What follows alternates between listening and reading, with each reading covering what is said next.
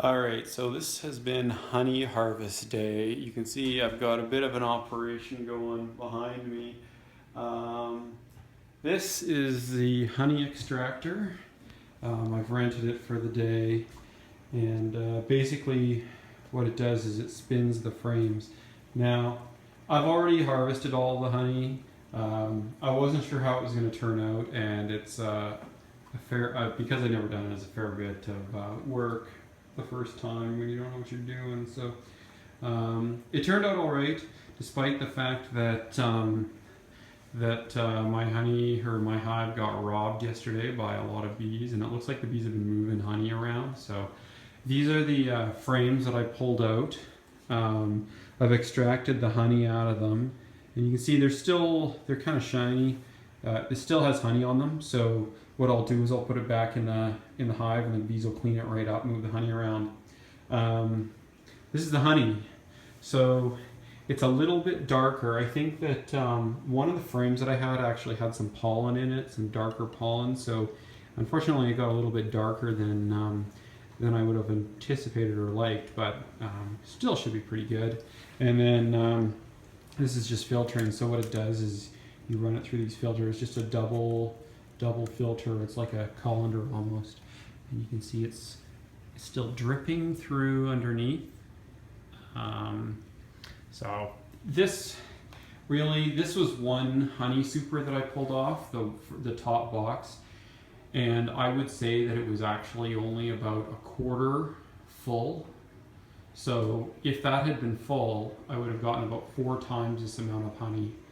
And in a good year, I would expect to have 2 honey supers, so potentially 8 times as much honey from one hive.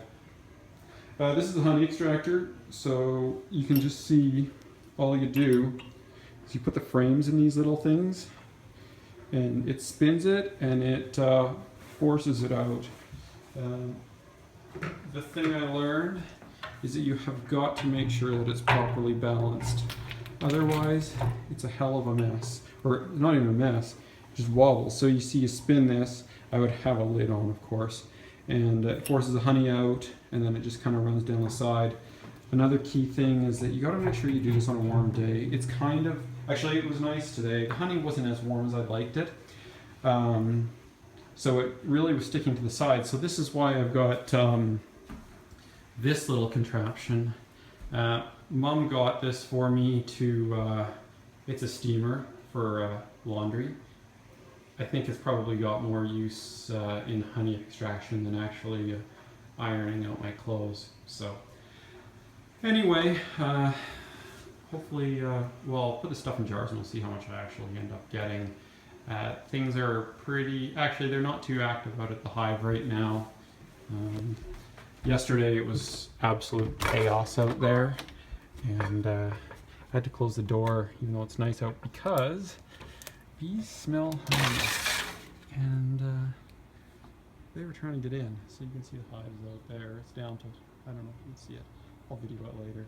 These bees flying all around the yard. They're probably not too pleased with me, wondering what the heck's going on. But anyway, so that was the honey extraction day. I know it's kind of the day that everyone's waiting for, but your hands get extremely sticky, and videoing it is not something that is very easy. Brian was kind of here just watching, and I think he stayed clear because he's probably going to get yelled at if he got too close. Yep, that was honey extraction day.